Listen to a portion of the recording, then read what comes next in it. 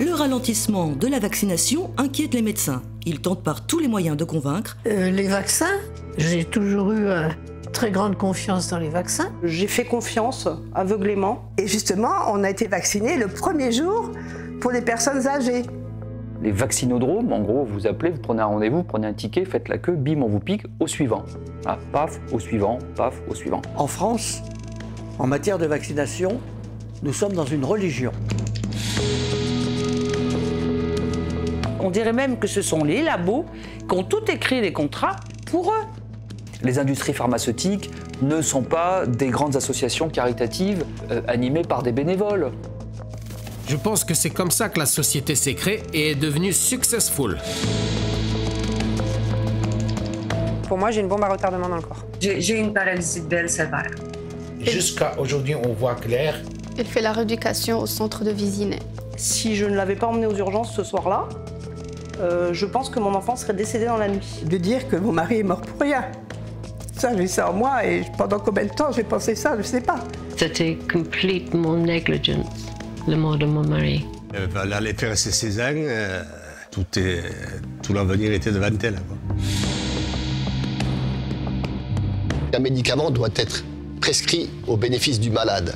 Primum non cere, d'abord ne pas nuire.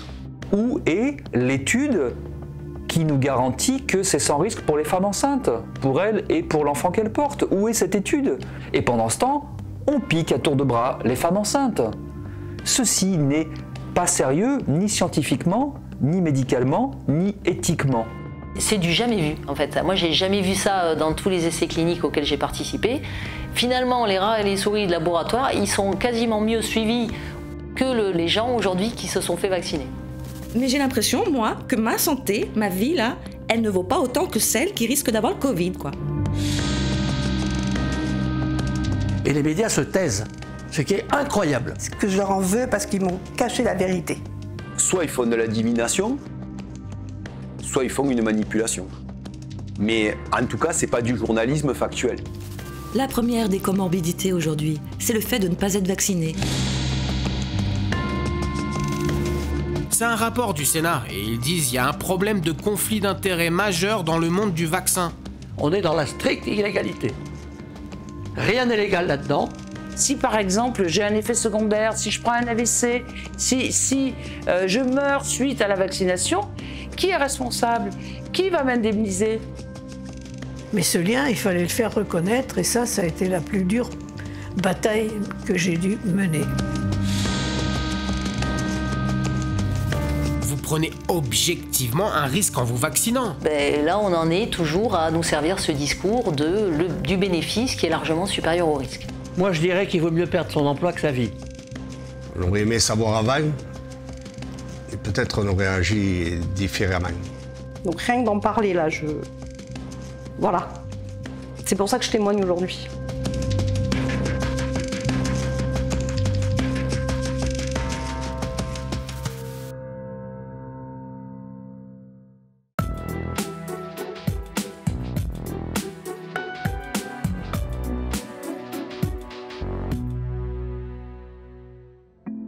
Pour lutter contre le Covid-19, nous avons tous été soumis à des mesures drastiques, changeantes et même contradictoires.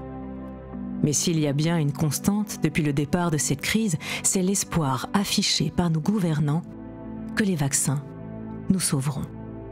Malheureusement, et même si ces cas semblent rares, ces vaccins provoquent parfois des effets secondaires graves, voire mortels.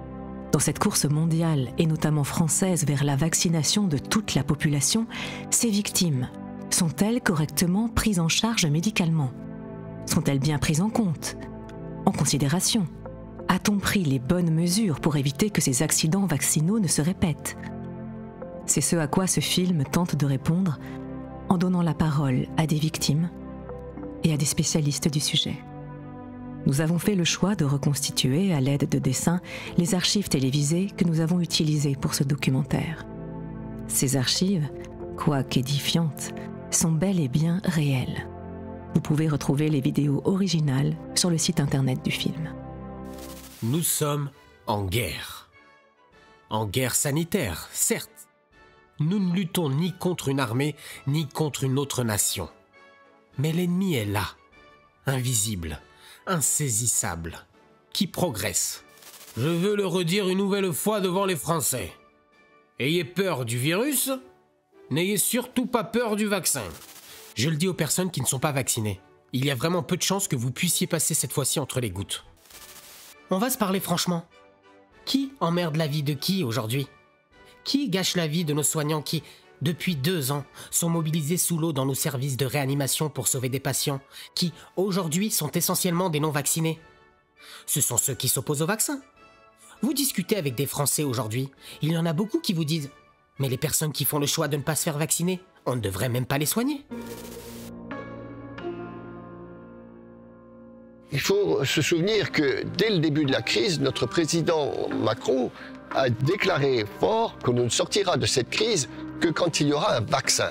Et on a occulté dès le début toutes les autres thérapies. On a libéré des budgets énormes, on a développé un vaccin en quelques mois seulement, sans connaître les tenants et aboutissants. On passe en force par la loi, avec des restrictions de nos libertés, avec des restrictions drastiques de nos libertés de choix thérapeutiques. Et c'est absolument scandaleux. On est dans un contexte où nos politiques et ceux qui décident des politiques de santé déclarent que la vaccination ne se discute pas. Or, si c'est un médicament, il faut comprendre qu'un médicament a certainement des applications et surtout des limites. Or, on refuse de voir les limites de la vaccination. Ça, c'est à la fois donc le contraire de la science, mais c'est le contraire de la médecine aussi. La médecine, ça consiste à donner un médicament à une personne bien spécifique, au regard de ce qu'est cette personne. Nous sommes tous des êtres différents, à la fois pour des raisons génétiques et au regard de notre histoire de vie, bien entendu. Donc nous sommes tous des êtres différents. Et chaque médication doit être adaptée à l'individu en fonction de la connaissance de précisément son histoire médicale, sa situation physiologique, que doit avoir le médecin qui administre le traitement. C'est pas du tout ce qui se passe là. C'est pas du tout ce qui se passe. La politique, l'idéologie, elle est, je répète, par définition aveugle et uniforme. Le résultat est donc qu'on va vacciner des personnes qu'on ne devrait pas en réalité vacciner au regard de leur histoire médicale, en particulier au regard d'antécédents connus ou pas encore connus. Donc c'est pour ça qu'il faudrait en réalité être extrêmement prudent avec ceci. Et on voit très bien, quand on regarde les effets indésirables, on voit très bien ressortir des fragilités de type cardiaque, cardiovasculaire, des fragilités de type allergique, des fragilités de type neurologique, qui sont en réalité évidentes et qui provoquent des effets indésirables parfois graves, voire très graves, chez des personnes qui n'auraient jamais dû être en réalité vaccinées. On s'aperçoit qu'on a quand même énormément d'effets indésirables sanguins, avec des thromboses, des embolies pulmonaires, des AVC, des infarctus du myocarde, énormément d'hémorragie. On a énormément de fausses couches chez les femmes enceintes.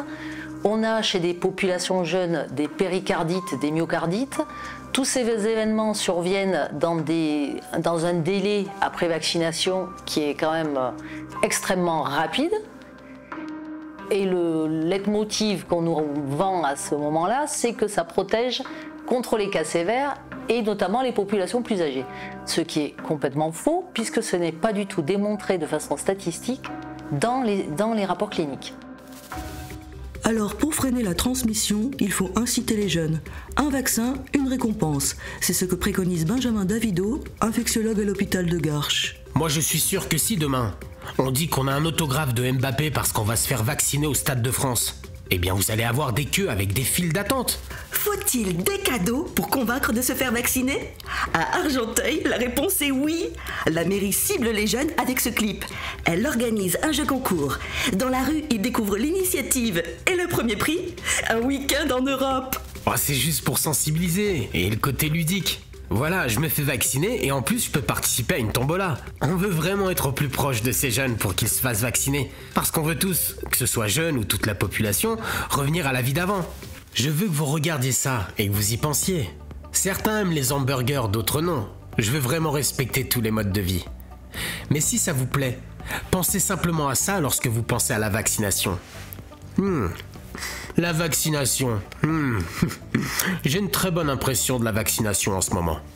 Les États-Unis ou selon les États, les cadeaux sont très différents. Vous pouvez gagner un match de baseball, une bière gratuite, des donuts à volonté, mais aussi des réductions au supermarché. Vous pouvez aussi gagner, dans certains États qui légalisent la marijuana, un joint, un vaccin, un joint. Et puis en Virginie occidentale, on vous offrira même un fusil. Chacun trouvera son compte. Dernière incitation en date, certaines applications de rencontres favorisent avec leur algorithme les personnes vaccinées. En Thaïlande, les personnes vaccinées toujours peuvent se faire offrir une vache ou gagner un appartement d'1 million d'euros à Hong Kong. Et puis il y a les incitations financières comme en Grèce, où les jeunes de 18 à 25 ans reçoivent 150 €. Voilà. Bon, ça c'est pour la carotte. Du côté du bâton, il y en a aussi à travers la planète. Oui. En Arabie Saoudite, interdiction d'accéder à tous les lieux publics, tous les lieux privés et aux transports en commun pour les personnes qui ne sont pas vaccinées. Interdiction aussi de se rendre à la Mecque. Et puis enfin, aux Philippines, le chef d'État menace d'envoyer en prison toute personne qui refuserait de se faire vacciner. L'actualité nous rattrape. Car au moment où nous finalisons ce film, les mesures se multiplient à travers le monde. Nous apprenons par exemple qu'une taxe sur les non-vaccinés vient d'être instaurée au Québec. Voici un florilège de stigmatisation médiatique des non-vaccinés. Alors que nous avons laissé du temps, beaucoup de temps, à ces Français qui avaient des hésitations et des doutes, nous renforcerons en janvier l'incitation à la vaccination. Parce qu'il n'est pas admissible que le refus de quelques millions de Français de se faire vacciner mette en risque la vie de tout un pays et entame le quotidien d'une immense majorité de Français qui a joué le jeu depuis le début de cette crise. Aujourd'hui, il y a moins de personnel dans les hôpitaux publics en France qu'il y a 2 ans, parce qu'il y a beaucoup de démissions et que les gens ne reviennent pas. Donc ça, c'est quand même votre responsabilité. Ah non, pas du tout, pas du tout. Je suis désolée, c'est pas du tout de notre responsabilité. Si les infirmières démissionnent aujourd'hui, par exemple la réanimation comme j'ai pu en discuter avec elles, c'est parce qu'elles en peuvent plus. Et pourquoi elles n'en peuvent plus? Parce qu'aujourd'hui, elles sont en saturation d'être obligées de soigner des gens qui refusent de se faire vacciner. Imaginez que l'on puisse refuser de soigner quelqu'un parce qu'il a fait un choix. Peut-être stupide, bon, d'accord. Mais alors, parce qu'on est stupide, on est condamné à mort? Non. Ce serait un bon moyen de sélection naturelle. Mais enfin, vous plaisantez? Évidemment. Oulala, parce que là je vais me faire... Et j'en discutais l'autre jour avec quelqu'un dans mon ascenseur, vous voyez.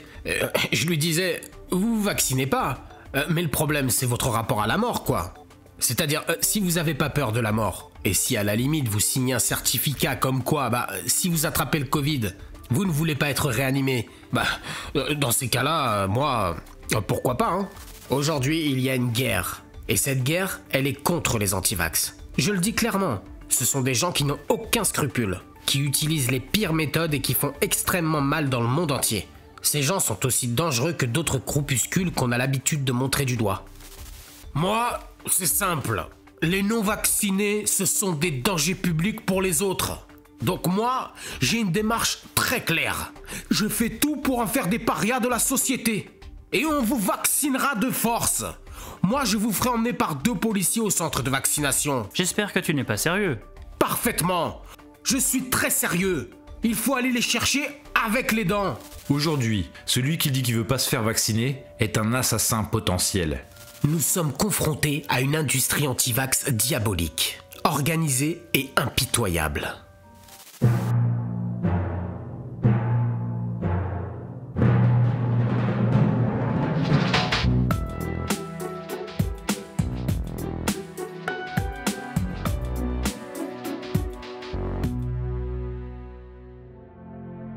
Les liens d'intérêt entre le monde politique et les lobbies pharmaceutiques ne sont pas nouveaux.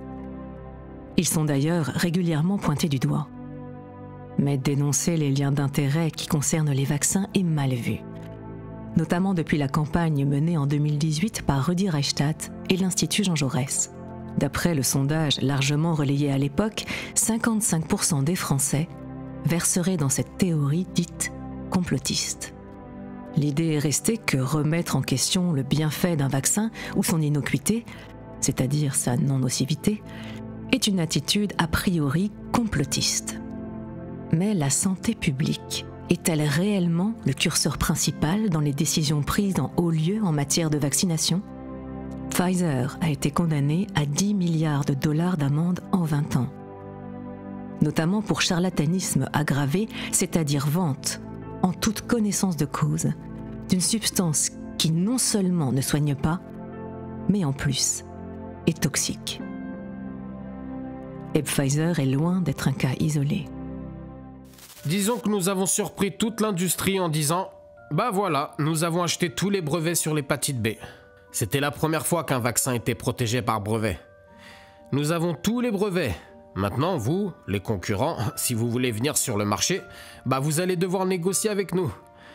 Et puis après, on a développé des vaccins combinés. C'est-à-dire, on a mis l'hépatite B avec d'autres produits qui n'étaient pas protégés par brevet. Et en faisant ça, on rendait évidemment le produit combiné protégé. Donc la stratégie, c'est pas plus compliqué que ça. Je pense que c'est comme ça que la société s'est créée et est devenue successful. Qu'est-ce qu'on a fait cette fois-ci ? Alors que la phase 1 n'avait pas démarré, on a été voir la FDA. Et on leur a dit, on va démarrer la phase 2, avec votre accord. Quand on aura les données de sécurité de la phase 1, on va pas attendre les données d'anticorps. Ce serait du temps de perdu et de l'argent de perdu. Parce qu'il faut payer cette étude de phase 2. Et ça coûte 20 à 30 millions de dollars. Il faut payer le matériel. Avant d'avoir eu leur OK, on a commencé à fabriquer le matériel. Parce que le matériel devenait le chemin critique de démarrage de la phase 2. Et on a mis de la société, je crois à l'époque, 5 ou 6 millions de dollars à risque. Justement parce qu'on avait réalisé que ça nous faisait économiser 1 mois sur le lancement du produit. Il y a un rapport sénatorial de 140 pages à peu près qui reprend l'histoire de la vaccination contre la grippe H1N1 et qui met en évidence toutes les corruptions systémiques. Et on peut pas les taxer d'être de dangereux complotistes, hein. C'est un rapport du Sénat et ils disent qu'il y a un problème de conflit d'intérêts majeur dans le monde du vaccin. Gavi, la Global Alliance for Vaccination Immunization, qui est en Suisse, son directeur dit « Ah bah le vaccin c'est le truc qui fait le max de profit quoi. Pour 1 euro investi, on en récupère 46. » Vous voyez, ils appellent ça de la transparence de nos jours. C'est donc le principe fondamental de la démocratie. Je vous le demande les gars, est-ce que c'est de la transparence ? Est-ce que vous voyez quelque chose ? Parce que nous ne voyons rien. L'argent des citoyens européens a été donné par Ursula von der Leyen à ces entreprises. Que s'est-il passé avec cet argent ? Où est-il ? Pourquoi ne sont-ils pas disponibles pour le peuple et totalement transparents pour que nous sachions tout ce qui se passe ? La commission a choisi 7 personnes, des négociateurs, bien sûr dont les noms étaient top secrets, et elle a négocié avec 6 laboratoires. Et très vite, on a dit, ben nous, on veut avoir accès à ces contrats. Pourquoi ? Parce que, si vous voulez, la demande légitime des gens, c'était de dire, ah mais en cas d'effet secondaire, par exemple, qui est responsable ? Nous, on veut savoir quel est le prix des vaccins. On veut savoir combien on va donner aux différents laboratoires. Et chaque fois, il y avait une personne qui s'appelait Madame Galina, qui représentait donc la commission, qui chapeautait un peu ces négociateurs, et qui nous disait, non, non, il faut attendre la fin des négociations pour pouvoir accéder à ces contrats. À la fin, lorsqu'on nous a dit, ça y est, les négociations sont faites avec ces 6 laboratoires, on a dit, ben, donnez-nous les contrats. Et vraiment, moi personnellement, je les ai interpellés. Puis il y a eu le président de la commission en vie. Enfin, il y a eu quand même pas mal d'autres députés qui les ont interpellés. Et suite à ces interpellations nombreuses, ils ont fini par dire, bon, ok, on va vous donner ces contrats, mais seulement dans une salle de consultation, pas de portable, pas de photocopie possible, tout ça, vous n'avez que 3/4 d'heure, on vous donne ces contrats, vous avez juste un papier et un crayon. Moi, j'ai demandé à avoir quelqu'un d'extérieur avec moi, vous voyez, un juriste par exemple, puisque c'est quand même des contrats juridiques entre la Commission européenne et les laboratoires, pas question. Donc je m'y suis rendue, et puis mon étonnement, c'est que quand je regarde le contrat, je regarde le prix, c'était biffé en noir, je regarde la somme, c'était biffé en noir, et tout ce qui concernait la responsabilité en cas d'effet secondaire, tout était en noir. Donc, quand je suis sortie, on a fait une conférence de presse pour dire, mais de qui se moque-t-on? Puisque là, toutes les informations qu'un député européen doit avoir, parce que c'est quand même de l'argent public, eh bien, on n'y avait pas accès. J'ai pas les informations qu'il faut, donc je ne peux pas exercer mon droit de regard sur le budget de l'Union européenne. Il n'existe pas de produit commercial autre que ces vaccins dont le marché est la totalité de l'humanité, qui plus est renouvelable 1 ou 2 fois par an. Il n'y a pas d'équivalent. C'est une aubaine financière, mais juste hallucinante. Et d'ailleurs, il suffit d'aller regarder un petit peu sur le plan économique, financier, boursier, de voir d'ailleurs, de fait, l'incroyable enrichissement de toutes les industries pharmaceutiques actuellement. Des journalistes italiens ont pu obtenir ces contrats. Et donc, on a fait faire une étude comparative. Qu'est-ce qu'ils ont biffé? Vous voyez, pourquoi ils l'ont biffé? Et qu'est-ce qu'il y a sur cette grosse partie de la responsabilité des laboratoires? Alors, on a su que, par exemple, AstraZeneca avait les vaccins les moins chers. Vous voyez, c'est 1,75 €. Par contre, que ce soit Pfizer ou Moderna, c'est entre 15 et 18 €. On a vu aussi que, par exemple, Moderna a touché autour de 318 millions d'euros, que Pfizer, c'est beaucoup plus, 700 millions d'euros. Donc, vous voyez, c'est des grosses sommes qui ont été données. Et en ce qui concerne la traçabilité, rien n'était écrit dans les contrats. C'est-à-dire qu'on ne leur demande pas de faire un rapport détaillé pour savoir où est passé cet argent. Sur la responsabilité en cas d'effet secondaire, eh bien, ce sont les États qui achètent les vaccins qui seront responsables des effets secondaires. Et là, vous voyez qu'il y a un conflit d'intérêts, parce que comme ce sont les États membres qui, par la pharmacovigilance, peuvent voir les effets secondaires de vos vaccins, moins ils ont des services, vous voyez, où les effets secondaires remontent avec une structure qui est capable de regarder la causalité ou la présomption de preuve entre le vaccin et les effets secondaires, eux, ils vont minimiser ces effets secondaires, puisque c'est l'État qui est responsable. Mais le comble du comble, c'est que Pfizer, par exemple, et Moderna, ils demandent aux États, en plus, de garantir qu'en cas d'attaque d'un citoyen qui meurt, par exemple, suite à une vaccination, eh bien, ce sont les États membres qui vont payer les avocats, qui vont payer tous les frais de justice et toutes les indemnités. Et donc ça veut dire que ces contrats négociés entre la Commission européenne et les États membres, mais sont au profit, on dirait même que ce sont les labos qui ont tout écrit les contrats pour eux, sur tout ce qui touche, par exemple, à l'efficacité des vaccins. Vous voyez que toutes les données, en fait, elles émanent des laboratoires pharmaceutiques, puisque c'est eux qui font les études cliniques. Rien n'est marqué sur l'efficacité des vaccins. Or, on s'aperçoit à l'heure actuelle, puisque, vous voyez, on est dans les méta-analyses à l'heure actuelle, parce qu'on a du recul, que sur un variant comme le Delta, l'efficacité, elle est plus de 95% ou 94%, comme l'indiquaient les industriels, elle est de 40 à 60%.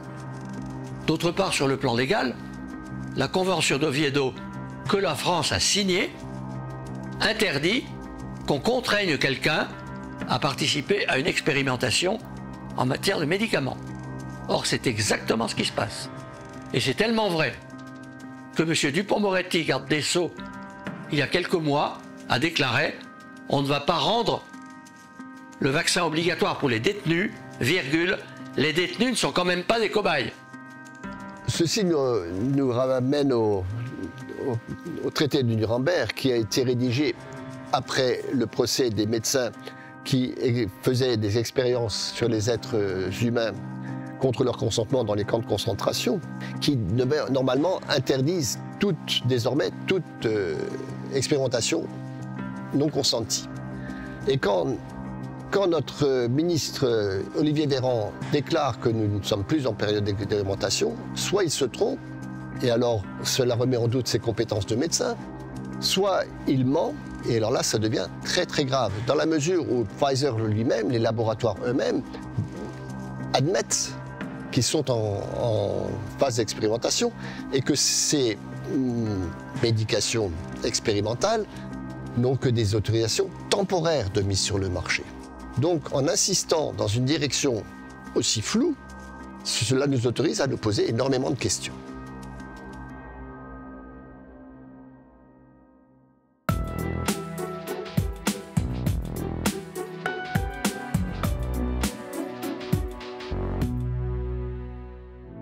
En préparant ce documentaire, nous avons reçu plus d'une centaine de témoignages de victimes. Beaucoup nous ont dit leur grande difficulté à se faire entendre du corps médical. Avec décence, prenons le temps d'écouter quelques-uns de ces témoignages. Alors, je m'appelle Bénédicte Fay, j'ai bientôt 42 ans et je travaille dans la gestion des déchets. Vincent Berger, dans le sud du Beaujolais, et je suis informaticien. Je m'appelle Céline Caron, j'ai 46 ans, je suis instite en maternelle. J'habite à côté de Narbonne. Je m'appelle Carole Avoine, j'habite au Québec, j'habite en Beauce. Pour l'instant, je suis sans travail depuis ma paralysie. Bonjour, je suis El Sayed Khaled, j'ai 56 années, je travaille à mon compte. Ma condition physique avant vaccination était pas trop mauvaise. Je monte beaucoup à cheval, j'ai une jument. Plutôt sportif, j'étais pompier volontaire, voilà. Donc il faut savoir que Quentin, avant sa vaccination, n'avait strictement aucun problème médical. C'est un enfant qui a fait du sport pendant des années, du foot en l'occurrence, mais plein d'autres sports. Avant la vaccination, non, j'avais aucun problème de santé médicaux. Tout était correct, à part quelques petits problèmes de santé normales qu'on peut tout avoir, là. Tout était correct. Mon mari, il était quelqu'un de sportif. Il était gérant de 2 sociétés. Alors, j'ai été vaccinée par le vaccin Pfizer et c'était le 15 juillet. Donc j'ai eu le vaccin Pfizer. Deuxième dose le 7 juillet 2021. Donc injecté le 4 juillet de cette année avec le vaccin Pfizer. Moi, j'ai pris le vaccin AstraZeneca le 22 avril. Mon mari, il a fait le vaccin le 3 mai 2021. Il s'est vacciné avec le vaccin Pfizer. J'ai décidé de me faire vacciner suite à l'annonce du pass. C'est arrivé en plein été. Pour nous, l'été, ça veut dire profiter des loisirs avec les enfants. Il fallait que je sois disponible pour ma mère. J'avais besoin de pouvoir circuler en toute liberté pour pouvoir intervenir auprès d'elle si besoin. Afin de retrouver un semblant de liberté. De toute façon, si j'avais eu le moindre doute, je n'aurais pas fait vacciner mes enfants, tout simplement, ni moi non plus d'ailleurs. Vu toute l'année qu'on avait passée l'année d'avant, nous, on a perdu notre mère au mois d'août, l'année passée. À un moment donné, quand il a offert l'AstraZeneca, je me suis dit, go, on va y aller. Mon mari, il a choisi de vacciner pour faire comme tout le monde. On était obligé de faire le vaccin pour vivre. Les jours qui ont suivi l'injection, j'ai eu des douleurs au bras, mais bon, c'est tolérable. Et 13 jours plus tard, le bras qui devient mort. Plus de réaction, rien, une sensation lourde. Et le visage qui a suivi, pareil, quoi, une déformation. Donc là, j'ai paniqué, je suis partie m'allonger et on a appelé le SAMU.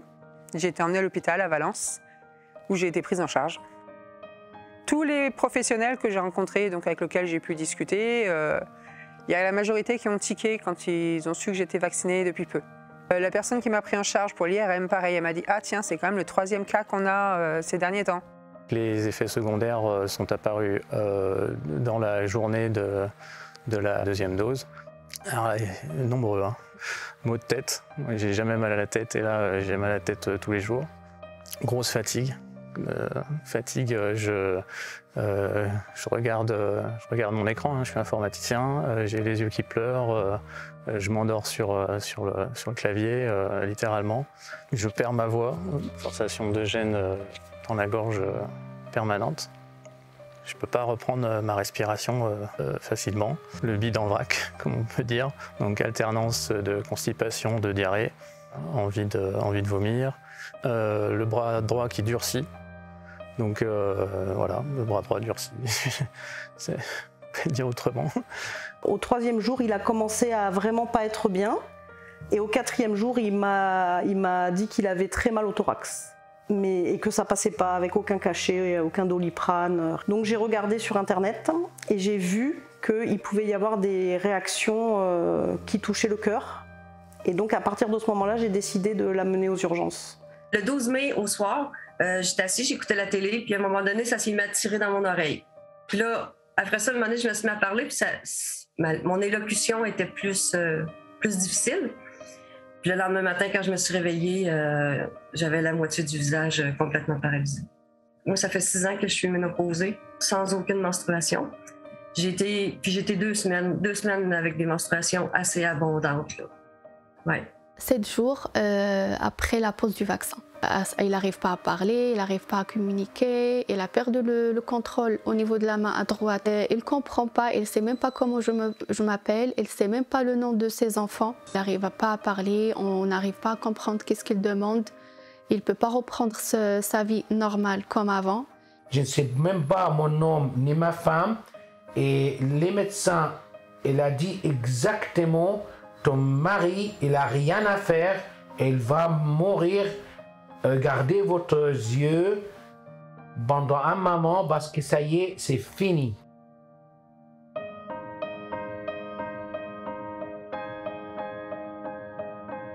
Le diagnostic qui a été fait aux urgences, suite à plein d'examens, ça a été un AVC ischémique.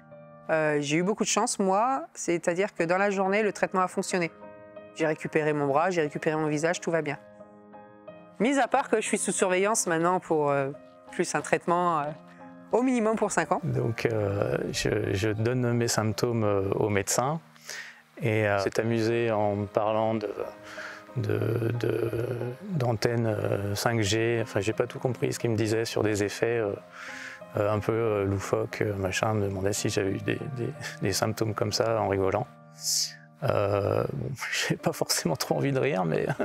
Et puis, ils se sont aperçus en lui faisant des tests sanguins que les troponines, c'est-à-dire les enzymes cardiaques qui montrent une infection du cœur, qui doivent être à peu près, je crois, à 200 pour un être humain qui va bien. On m'a expliqué qu'à 5000 déjà, on n'était pas loin de l'infarctus. Quentin, il en avait 29 000. Et ils m'ont dit que mon fils, Quentin, avait développé une myocardite. Une myocardite, c'est une inflammation du muscle cardiaque. Alors, il faut savoir, d'après ce que j'ai compris, que le cerveau et le cœur, lorsque les cellules sont atteintes, les cellules meurent, elles ne se renouvellent pas, ce qui veut dire que potentiellement, il peut avoir des séquelles à vie. Donc là, il faut savoir qu'il n'a plus le droit de courir, il n'a pas le droit de s'exposer au soleil, il n'a pas le droit de faire des activités qui sollicitent trop son cœur. Ils en sont arrivés à la conclusion que c'était un effet de ce vaccin qui avait provoqué la myocardite. La consultation a duré maximum 5 minutes. Je suis rentrée, elle me posait une question, elle me demandait qu'est-ce que j'avais. Je lui ai expliqué, là, je lui ai dit que j'avais eu mon vaccin 20 jours avant. Elle m'a fait du revers de la main. « Ah non, c'est pas ça. » Elle n'a jamais regardé mon papier de vaccin. Là, elle m'a dit vous avez une paralysie de Bell.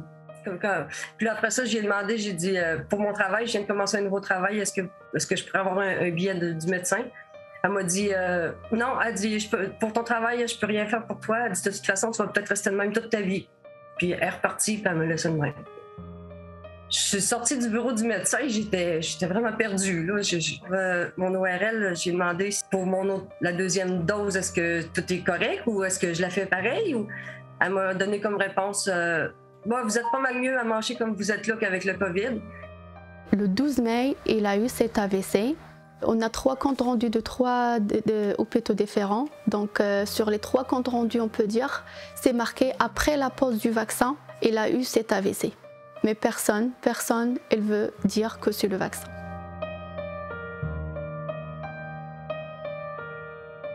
Est-ce que j'envisage de faire la deuxième injection? Surtout pas. De toute façon, j'ai une contre-indication à la vaccination que m'a fournie la neurochirurgie de Valence. Mes enfants ne se feront pas vacciner, il est hors de question. Pas avec ça en tout cas. Alors, j'ai pas du tout envie d'avoir une 3e dose actuellement. Et que Quentin ne peut pas recevoir de 2e dose de ce vaccin. Du tout. Aucun ARN messager. Je ne suis pas anti-vaccin, sauf que quand on analyse un peu la situation, on se rend compte que ce n'est pas vraiment un vaccin, qu'on n'est pas du tout informé sur les risques possibles Et donc mon message, c'est plus pour alerter les parents. Là, ils veulent m'injecter la deuxième dose, puis moi, je ne la veux pas. Fait que... Puis pour ça, il faut vraiment que j'aille un billet du médecin, sinon ils vont vouloir me le donner. J'ai pris la décision de ne pas vouloir me faire injecter la deuxième dose. Elle a demandé à son médecin est-ce qu'il peut y aller voir pour faire la deuxième injection. Et du coup, là, le médecin, il a refusé. Et tu n'as pas le droit de faire le deuxième. Oubliez carrément.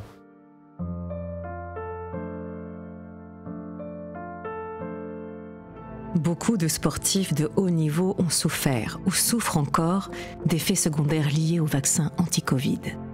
On ne compte plus le nombre de matchs de football où des joueurs et même des arbitres ont dû sortir du terrain en se serrant la poitrine, ou pire, allongés sur une civière. Des athlètes de premier plan, en pleine santé, se découvrent subitement des problèmes cardiaques. Christophe Lemaître est forfait pour les championnats de France. Il n'ira sans doute pas à Tokyo. Il a communiqué « Je ne suis pas en mesure de défendre mes chances aux championnats de France. Je dois me résoudre à y renoncer aujourd'hui », a-t-il expliqué. Son entraîneur est plus précis. Il y a une période où ses tests étaient excellents, au même niveau qu'avant. Et puis, il s'est fait vacciner, on ne l'a plus reconnu. C'est Pierre Carraz, qui est un de ses entraîneurs, qui dit ça. Depuis le mois de février 2021, je vois des dédimères qui sont très élevés. Il faut faire les dédimères chez toutes les personnes qui sont vaccinées. Les dédimères est normalement un facteur pour rechercher les thromboses, les phlébites, les embolies pulmonaires. Avant le vaccin, moi, j'avais jamais vu des dédimères supérieurs à 2500. C'était déjà catastrophique. On avait déjà une grosse suspicion de thrombose avec des dédimères à 2500. La limite est à 500, normalement. La jeune fille que j'ai vue il y a de ça 3 semaines, de 32 ans, était avec 5000 de dédimères. Et pourtant, elle était bien. Elle était juste fatiguée. Elle venait de faire le deuxième vaccin. Alors, là, le laboratoire me téléphone directement. « Dr Hawks, notre patient, il va pas bien. C'est catastrophique, là. C'est une urgence. » Le laboratoire est toujours censé appeler quand il y a des cas avec des tableaux comme ça. Au départ, je leur disais « Il y a quelque chose qui ne va pas? C'est le vaccin ?» On me disait « Ah non, non, non, on peut pas le dire, on peut pas le dire. » Maintenant, les médecins du laboratoire disent « Non, c'est sûr, on sait que c'est le vaccin qui donne ça. On n'a jamais vu ça avant. » Je m'appelle Brigitte Audrin. Alors, mon mari avait 81 ans. Je m'appelle Guy Massip, j'ai 62 ans. Je suis retraité de la police nationale et je suis le père de Mélanie, qui allait fêter ses 16 ans. Le nom de mon mari, c'est Keith Verrell. Son âge, 64 ans. Je suis Frédéric Beltra, papa de Maxime Beltra, restaurateur de profession. Il avait passé en décembre 2020 un check-up qui était très bien. Elle avait la suspicion, je dis bien suspicion, du syndrome de Marfan. Et elle avait un dossier médical très épais et avait été suivie, que ce soit par les cardiologues, par tout ce qui est le corps médical, il n'y avait pas de problème. Son condition avant le vaccin, il avait bonne santé. L'état général de santé de Maxime était très bon. Il avait juste un talon d'Achille au niveau des allergies concernant la cacahuète. Il disait toujours, oh là là, quand est-ce qu'on va se faire vacciner? Ça tarde, et je lui disais tout le temps, et mes enfants aussi, disaient, il faut attendre la date qu'on va nous proposer. Obligé de se faire vacciner pour avoir accès à ce qui est magasin, cinéma, et on ne peut pas reprocher à une adolescente de vouloir se faire vacciner. On commençait à nous dire de plus en plus qu'il allait devoir se faire vacciner pour pouvoir voyager, pour pouvoir voir sa famille, voir ses proches. Depuis qu'il y avait les nouvelles mises en place avec le pass sanitaire, ça contraignait énormément sa vie pour la vie courante, c'est-à-dire aller boire un café, aller au resto avec les copains, sortir à la discothèque, enfin les choses qu'on fait à son âge.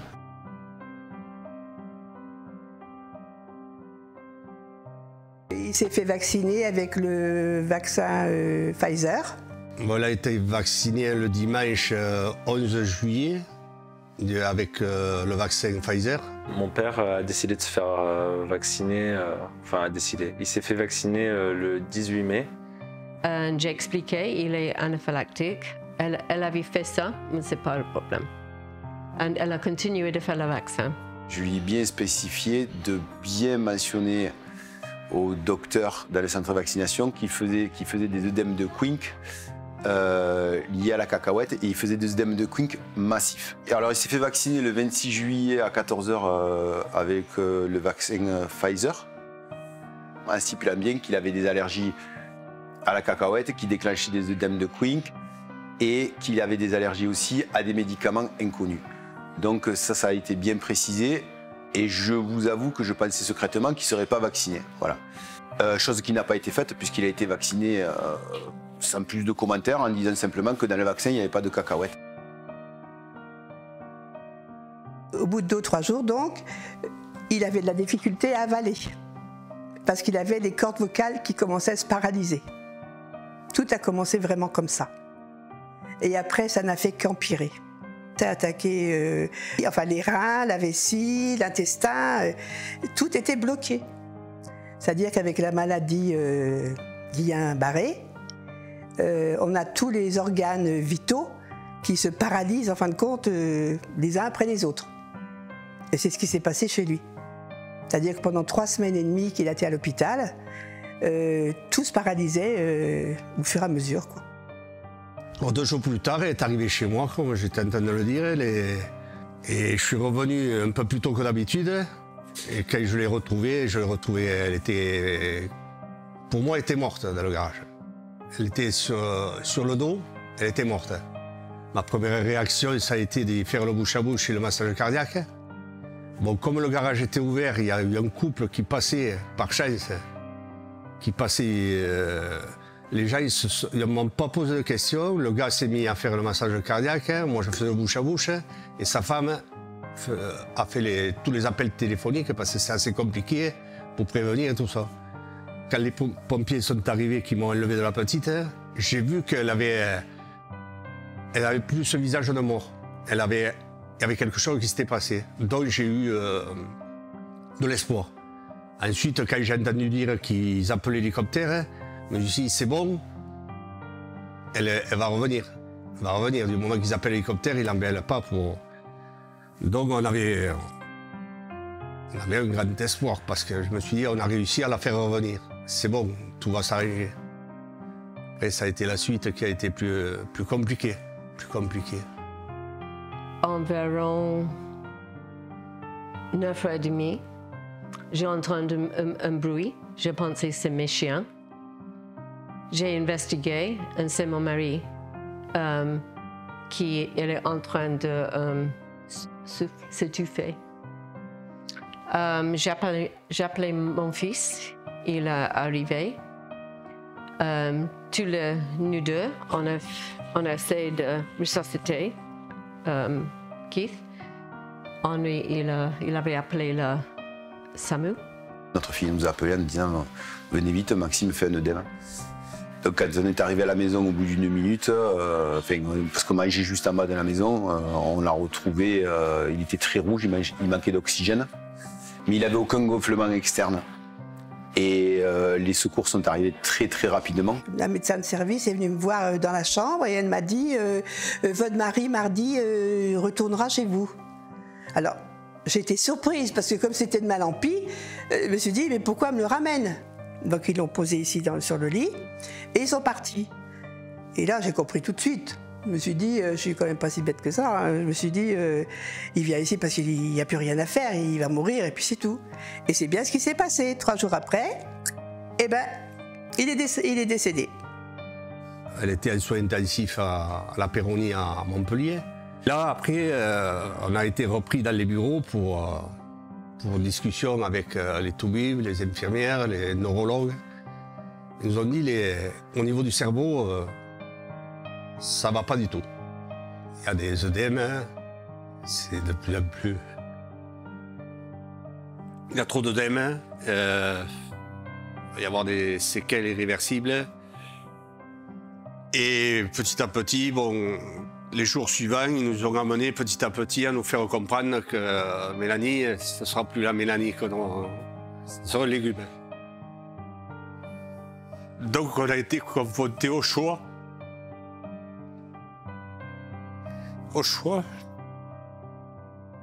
De soit de la maintenir en vie dans un état de légumes, soit de la laisser partir tranquillement. C'est ce qu'on a fait. Il avait appelé le SAMU. En train, mais il est décédé devant notre yeux. He died. We couldn't save him. Déjà, je ne peux pas dire que c'est des effets secondaires liés à la vaccination. Je peux juste dire ce que nous avons observé dans le déroulement de sa journée. Donc, il s'est fait vacciner à 14 h, il n'a aucun signe trouble de santé jusqu'à pratiquement 22 h. Là, quand on le retrouve, il est vraiment en manque d'oxygène. Il est rouge, sa peau s'est colorée, il est rouge et il nous dit « j'arrive plus à respirer, j'arrive plus à respirer ». Et puis, dès qu'ils ont commencé à le soigner, plus ils l'ont soigné, plus ça l'a mené vers la mort. Donc la réaction de l'organisme a été complètement contraire aux soins qui sont prodigués pour un œdème et qui sont des protocoles qui sont établis depuis très longtemps.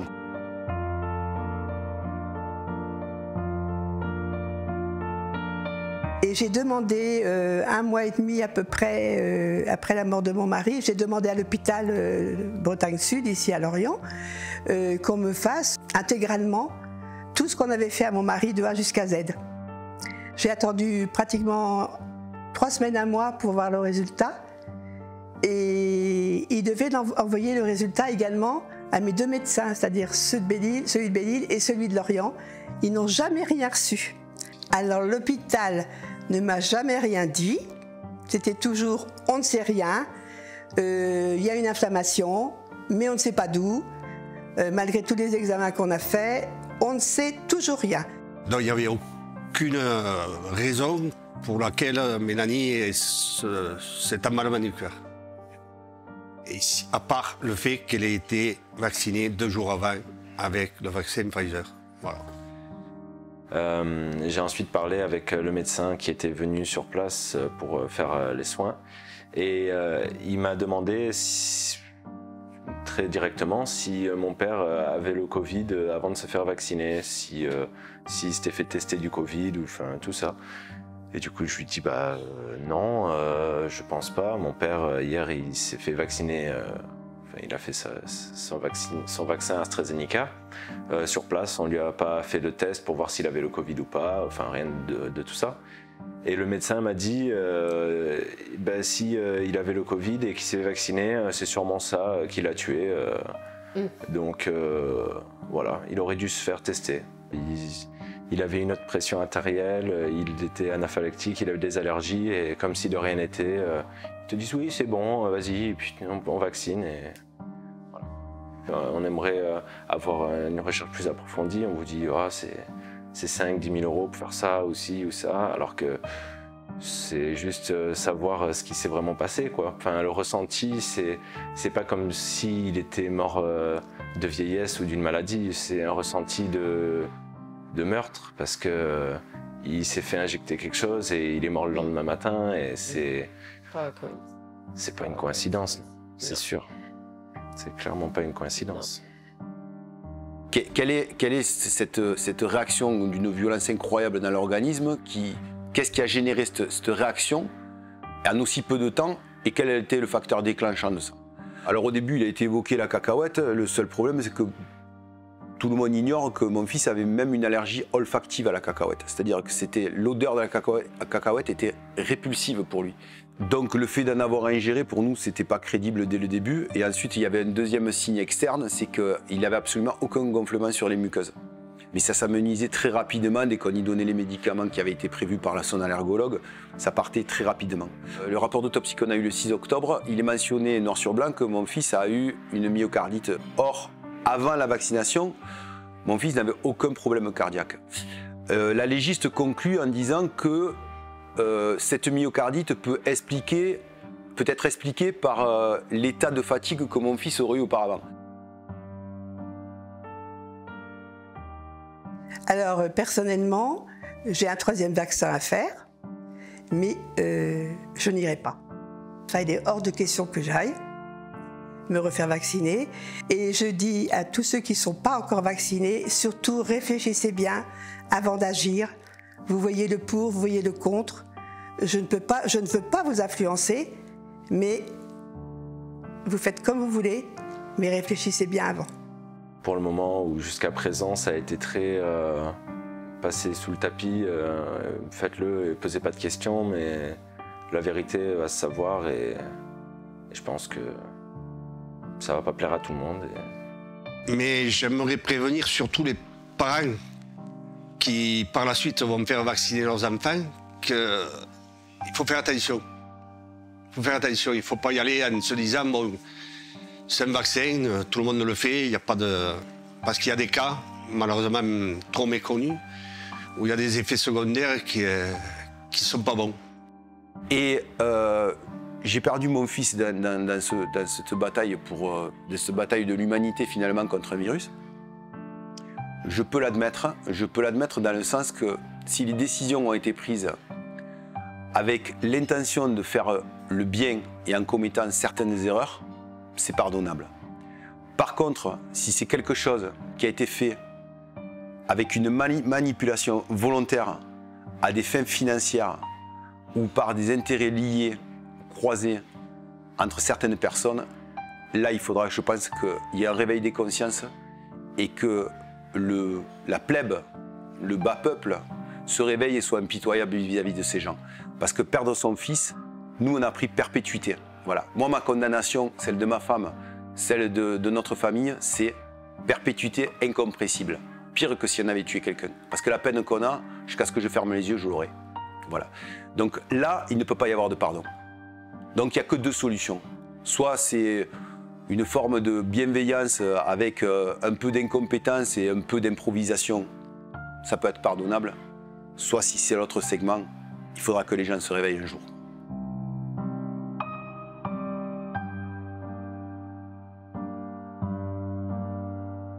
Les associations qui viennent en aide aux victimes d'accidents vaccinaux tentent d'alerter et d'informer le monde politique depuis des années. Elles ont malheureusement souvent l'impression de prêcher dans le désert. Voici l'extrait d'une conférence organisée à l'Assemblée nationale par l'une de ces associations. Moi, je donne notre témoignage de famille, et cela concerne ma fille, Oriane. Il s'agit de ses propos. Je suis atteinte de myofascite à macrophage à la suite du vaccin contre le papillomavirus Gardasil. Le diagnostic ne fut posé, lui, qu'en septembre 2011, après 3 ans d'errance médicale.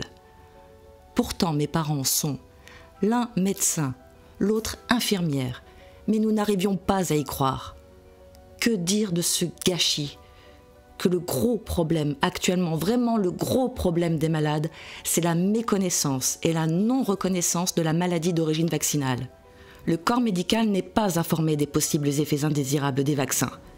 Les effets indésirables de la vaccination ne sont donc pas déclarés, ou fort peu, à la NSM. La non-reconnaissance entraîne un déni de la part du monde médical, qui ne se soucie pas des répercussions et de la violence que cela inflige aux malades, ou plutôt aux victimes.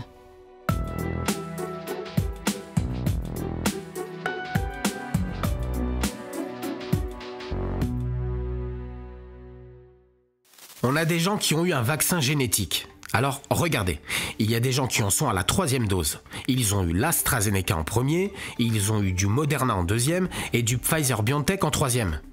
Alors pour le suivi des effets secondaires, évidemment, on est dans la choucroute. On ne peut pas avoir un suivi sérieux si on mélange les médicaments. Depuis le début de la pandémie, on peut parler des dégâts du Covid, on peut parler des bienfaits du vaccin. Mais dès qu'on parle d'effets secondaires graves, importants, je parle pas des petites douleurs sur le point d'injection, tout de suite, ça dérange. Est-ce que ça ne pose pas le problème finalement de consultations plus approfondies pour chaque personne qui se destine à une vaccination pour savoir si oui ou non elle est apte à cette vaccination? On a l'impression qu'on découvre la capacité d'un individu à gérer la vaccination après. Docteur Tallarmin, est-ce qu'il n'y a pas cette chaîne d'accompagnement qu'il faudrait mettre en place? On a un questionnaire, mais le problème, c'est que ce sont des effets qui vont arriver de manière individuelle. Et on n'a pas encore les facteurs de risque. Pour l'instant, les facteurs de risque de faire une forme grave ne sont pas encore connus. Et même si on faisait une enquête, on ne pourrait pas le savoir. C'est ça le problème. Bon, donc, dans le doute, on protège les gens. Si vous alliez voir les personnes qui sont sur le vaccinodrome, eux sont complètement au courant de toutes ces causes-là. Non, c'est pas vrai. Non, pas du tout. Et je pense qu'ils hésiteraient à vous vacciner à cause de votre péricardite. Ma péricardite a été diagnostiquée la semaine dernière. Mais avant, avec mes symptômes, on m'a toujours dit que je pouvais faire une deuxième dose. Vos symptômes étaient compliqués à comprendre. Oui, quand les symptômes sont compliqués à comprendre, c'est le doute qui prime avant tout. Oui, mais ce ne sont pas les gens du vaccinodrome qui doivent faire le diagnostic, c'est votre médecin qui doit le faire. Les gens qui sont sur les centres de vaccination n'ont pas le temps de faire des consultations. On va distinguer, pour aller vite, on va dire qu'il y a des effets indésirables légers, des effets indésirables graves et la mort. Les effets indésirables légers, c'est tout ce qui concerne tout ce qui est lié directement à l'injection elle-même. Voilà, donc le fait d'avoir des réactions cutanées, des petites allergies locales, le fait d'avoir une petite poussée de fièvre quelques heures, etc., un sentiment de fatigue quelques heures, tout ça, ce sont des choses qui sont tout à fait classiques dans l'administration du vaccin. Bon, okay. Donc c'est pas de ça dont on parle. J'ai eu l'occasion de travailler dans les unités Covid et j'ai gardé contact avec les infirmières. Donc j'ai eu plusieurs informations que je n'ai pas au cabinet. Ce sont les infarctus qui sont survenus généralement à peu près une semaine après vaccination. Donc je sais qu'il y a eu des gens jeunes, notamment là, récemment 27 ans, 32 ans, et puis plusieurs cas de myocardite, des embolies pulmonaires. Ce que les infirmières m'ont également rapporté, c'est que la consigne avait été donnée de ne pas faire de déclaration de pharmacovigilance quand il y avait eu des problèmes suite au vaccin, en sachant que l'objectif est de vacciner tout le personnel. Dans un contexte de très forte pression de l'idéologie vaccinale, qui pèse sur tout le monde, c'est-à-dire qui pèse sur l'individu lui-même, qui peut avoir tendance à s'auto-censurer, en se disant mais non, le vaccin c'est bien, j'y suis allé, là oui je me sens pas très bien mais c'est pas grave, ça va passer, voilà. Donc l'individu, on peut penser sans doute s'auto-censure. Ensuite, là je dis sans doute parce que j'ai pas de données là-dessus, j'ai des témoignages par-ci par-là, mais bon, des témoignages, nous sommes des milliards. Donc, par contre, là où j'ai plus de données déjà, parce que j'ai là pour le coup des témoignages directs et que ça concerne un beaucoup plus petit nombre de personnes, c'est comment cette pression de l'idéologie vaccinale amène un certain nombre de médecins tout au long de la chaîne de déclaration de pharmacovigilance à eux aussi à s'auto-censurer. Voilà, il y a actuellement une très très forte pression, on le sait, qui descend depuis Paris, toute la chaîne, en passant évidemment par les agences régionales de santé, qui sont le relais local du ministère de la Santé pour faire passer le bon message, donc, ce que moi j'appelle la doxa. Donc là, la doxa consiste à dire, il n'y a pas de problème, tout va bien. Avec les vaccins, tout va bien, il n'y a aucun problème. Donc évidemment, la pression est mise sur toute la chaîne jusqu'à l'enregistreur de base. C'est une pression pour minimiser en fait les problèmes.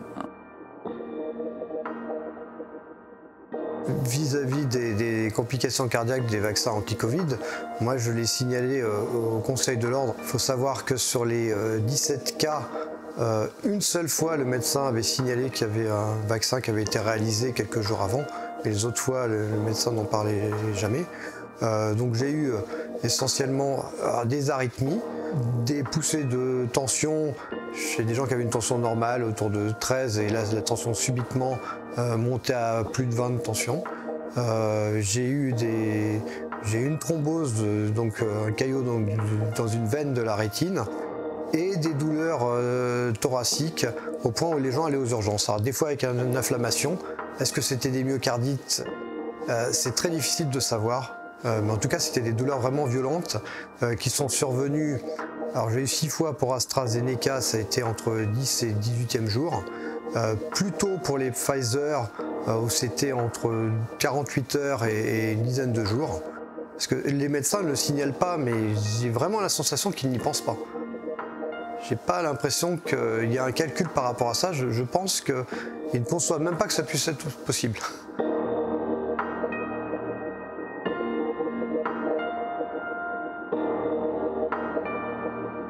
C'est-à-dire que quand on regarde un petit peu la littérature scientifique sur la pharmacovigilance, une des choses qui est signalée mais de partout et qui pour le coup fait vraiment consensus pour le coup, hein, le fameux consensus scientifique, certains l'évoquent en général pour tuer les questions, mais là pour le coup j'invite chacun à aller le vérifier. Il y a un consensus scientifique des études sur la pharmacovigilance pour dire que de toute façon les effets qui sont recensés dans les bases de données, sauf exception de certains pays où ce sont surtout les particuliers qui déclarent, mais c'est vraiment exceptionnel, les Pays-Bas par exemple, mais sinon ce sont des médecins qui font l'essentiel des déclarations et il y a un consensus pour penser que la sous-estimation est évidemment très très grande. Ce qu'on retrouve à peu près partout à la louche, le chiffrage qui consiste à dire, si vous voulez, que grosso modo il y a peut-être 10% des effets indésirables associés à la vaccination qui sont déclarés en pharmacovigilance. Toutes les données qu'on va manipuler sont déjà par principe même une sous-estimation de la réalité. Quand on est en population générale, est-ce que les médecins vont remonter les cas? Déjà, on n'en sait rien. Peut-être, on sait qu'on a peut-être 10% des effets qui sont reportés à la pharmacovigilance en vie réelle, peut-être 15, peut-être 20.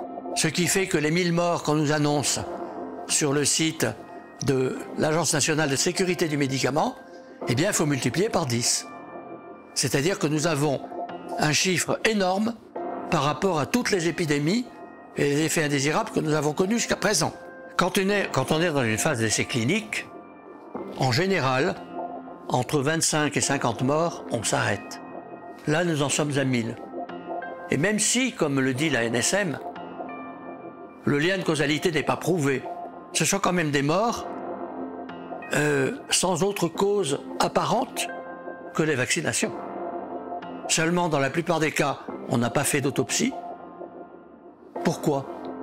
Est-ce qu'on a peur des résultats? Si on avait fait des autopsies, et notamment des analyses sanguines, on aurait très certainement vu dans de très nombreux cas des thromboses, des milliers de caillots qui s'étaient formés. Ce que nous disent les virologues. Pas ceux qui parlent à la télé, qui ont des liens d'intérêt, mais ceux qui n'ont pas d'intérêt à dire ça, puisqu'ils n'ont rien à vendre. Eux. Donc je fais le même travail que j'ai fait depuis le début, qui est de regarder des faits et de contester certaines interprétations, visions globales qui sont données de ces faits, en l'occurrence celles qui consistent à dissimuler les problèmes de pharmacovigilance, où nous analysons les données qui existent dans plusieurs pays, hein, pas qu'en France. On a regardé pour la France, pour l'Angleterre, pour les Pays-Bas, pour la Suisse, pour les États-Unis et pour l'Agence européenne du médicament. La méthodologie de Salon, c'est l'exemple qui consiste à dire « Oh, regardez, cette étude n'a pas respecté telle règle de méthodologie, donc on peut se débarrasser de la question que pose l'étude. » C'est le même coup qui a été fait au traitement précoce depuis le début avec l'IHU de Marseille. Hein. Comment vous n'avez pas randomisé en double aveugle votre étude sur l'hydroxychloroquine? Mais donc ça ne vaut rien et c'est fini. Donc ça permet de ne pas avoir à discuter la question de fond qui est posée, qui est celle du traitement précoce. L'autre grand argument, au fond, que méconnaissent tous les gens qui veulent dénier, encore une fois, qui sont dans le déni, le tabou, vous allez sur le site de la NSM, vous allez à la rubrique pharmacovigilance, vous cliquez dessus et vous pouvez télécharger 3 PDF. Voilà, c'est ça le niveau de transparence sur les données. Aux États-Unis, vous avez la base de données qui est en ligne. Et c'est une base de données qui remonte à 1990. Donc depuis 31 ans, vous pouvez regarder tout ce qui est déclaré en pharmacovigilance aux États-Unis pour la totalité des médicaments administrés au peuple américain. Donc vous faites ça, vous rentrez dans la base, vous isolez les vaccins Covid, les 4, le Pfizer, le Moderna, le Janssen, l'AstraZeneca, et vous comparez ça aussi avec d'autres campagnes vaccinales massives, comme en particulier les campagnes contre la grippe saisonnière. Et vous regardez ça sur 31 ans, et le résultat, quand vous faites ça, vous vous apercevez tout de suite qu'il y a une mortalité associée à la vaccination, qui est inédite historiquement. Voilà. On ne peut pas le cacher sous le tapis. Il n'y a jamais eu, en taux, hein, comparé au nombre de personnes vaccinées, pas qu'en chiffres bruts, il n'y a jamais eu autant d'effets indésirables.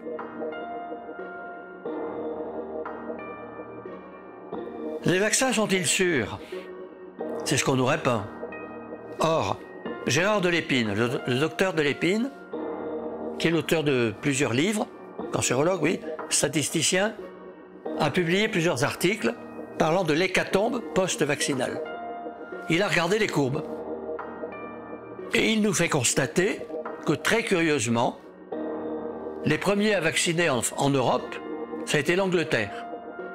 Et dès les premiers jours de la vaccination, est apparu le variant anglais.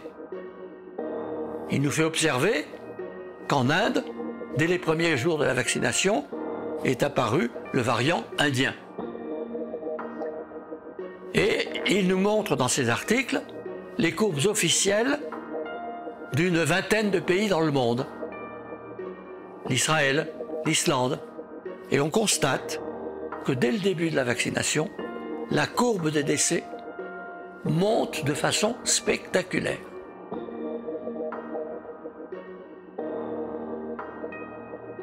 Ces vaccins, c'est des vaccins expérimentaux. Vous voyez, on est toujours en phase 3, contrairement à ce que dit notre ministre de la Santé. On n'a pas fait le bilan de tous les effets secondaires. Et il y en a de très nombreux. Et puis, il y a eu des morts suite à la vaccination. Et bien là-dessus, vous voyez que c'est très difficile après. On fait les déclarations, mais montrer la causalité, c'est très difficile. Et donc, les gens ne seront pas indemnisés. J'ai été sous-traitante pour l'industrie pharmaceutique pendant 23 ans.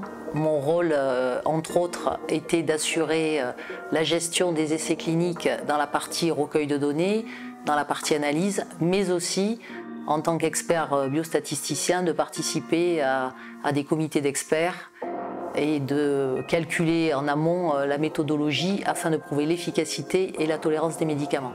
Un petit rappel de comment ça se passe dans l'industrie pharmaceutique quand on fait un essai clinique. C'est un domaine qui est extrêmement réglementé. Donc selon le domaine dans lequel on se trouve, on va appliquer une certaine méthodologie, notamment en termes de statistiques. Donc il faut bien se rendre compte que quand on parle de l'efficacité ou de la tolérance d'un vaccin, c'est essentiellement un travail mathématique. Donc on va partir d'hypothèses, de calcul de nombre de patients nécessaires pour montrer l'efficacité du nouveau produit qu'on veut tester. En ce qui concerne les vaccins Covid, donc si on prend le protocole Pfizer qui a été rédigé en mars 2020 l'année dernière, on s'aperçoit qu'ils avaient pris comme hypothèse de contamination Covid, c'est-à-dire au moins un symptôme léger, enfin pas forcément grave du coup, plus test PCR positif. Donc ça c'est la définition de qu'est-ce qu'un malade. Ensuite, qu'est-ce qu'un malade sévère? C'est quelqu'un qui va être hospitalisé. Donc un cas sévère, ça donne lieu à une hospitalisation. Et là, donc, on s'aperçoit que dans ce calcul-là, ils ont pris comme hypothèse qu'il y avait 1,3% des patients, donc sous placebo, qui allaient attraper le Covid pendant l'essai clinique, qui a été donc pensé à ce moment-là. Sachant que l'essai clinique, quand on écrit ce protocole, il est censé durer plus de 25 mois minimum, puisqu'on est censé observer les gens pour assurer un suivi à moyen terme, on va dire, des patients pour évaluer la tolérance de au moins 2 ans après la deuxième dose. On s'aperçoit qu'à ce moment-là, 50% des patients sont suivis moins de 2 mois et au maximum 4 mois.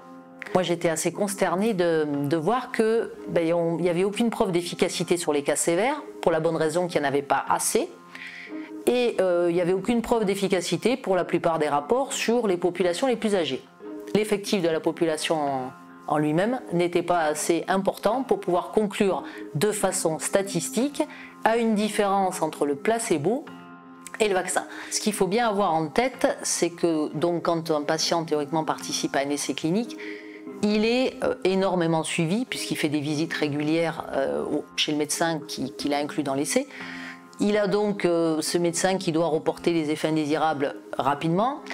Et quand on est en population générale, là on s'aperçoit que les gens ils sont complètement livrés à eux-mêmes puisqu'il n'y a pas du tout de suivi des patients qui ont été vaccinés.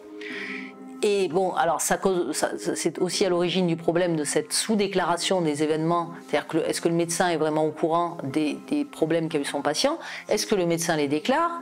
Est-ce que le patient lui-même les déclare, sachant que les 3/4 du temps, il n'est pas du tout au courant sur quel site on peut aller déclarer son événement? Finalement, les rats et les souris de laboratoire, ils sont quasiment mieux suivis que les gens aujourd'hui qui se sont fait vacciner. On n'aurait jamais dû permettre l'utilisation dans la population générale de ces vaccins dès le janvier 2020. On n'aurait jamais dû, puisque ce qui est présent dans les essais cliniques ne permet pas d'évaluer de façon correcte le bénéfice-risque. Dans notre équipe, il y a un spécialiste de pharmacovigilance. Le gars, ça fait juste 25 ans qu'il fait ça.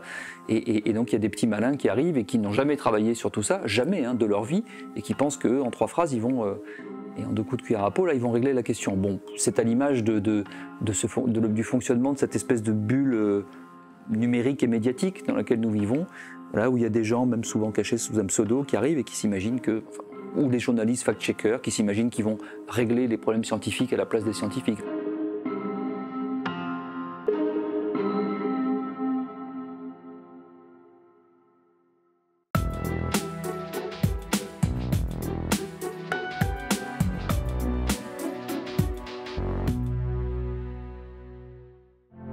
La grande majorité des médias mainstream répètent ce que disent les gouvernements, qui répètent eux-mêmes ce que disent les laboratoires pharmaceutiques.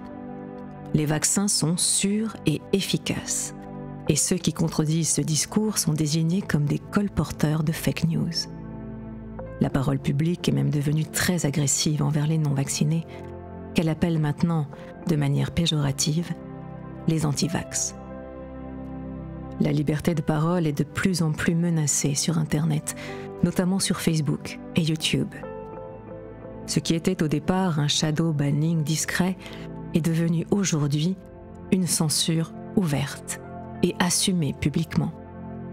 Beaucoup de vidéos et d'articles qui critiquent les vaccins sont tout simplement supprimés. Des comptes sont bannis. Il est également difficile de parler des victimes d'accidents vaccinaux à la télévision. Regard croisé, une émission diffusée en décembre 2021 a jugé nécessaire de leur donner la parole. Cela a valu à France Télévisions de se faire taper sur les doigts par le gouvernement. Nul ne doit critiquer les vaccins. Quelques voix ont quand même osé braver l'uniformité du discours ambiant. Tous les médias ont été trop politiquement corrects et ont suivi Olivier Véran comme des petits chiens. Le maréchal Véran, vous dites? Oui, le maréchal Véran. Oui, parce que tout ce qu'il disait était parole d'évangile. Il fallait dire quoi, alors, du coup? Il n'y avait pas assez de contradictions. Les gens ont peut-être flippé. Les gens ont eu peur. Les journalistes aussi ont eu peur. Oui, mais... Nous, on a eu peur. Oui, mais justement, alors là, je vais parler de dictature. Cette dictature, attention, de la peur. Celle-là, je ne la comprends pas et je ne la supporte pas. Et vous n'avez pas eu peur? Non, jamais. Jamais eu peur? Jamais. Eh bien, nous, on a eu peur. Bah non, moi jamais. Moi jamais. D'abord parce qu'il suffit de voir les chiffres. Et justement, on nous les a cachés dans un premier temps. Je ne supporte pas le mensonge et je ne supporte pas qu'on culpabilise les Français. Il faut toujours contextualiser un chiffre. C'est comme en ce moment. Je vous entendais parler du Brésil. Mais alors, on nous donne le nombre de morts au Brésil, mais on nous rappelle jamais le nombre d'habitants au Brésil.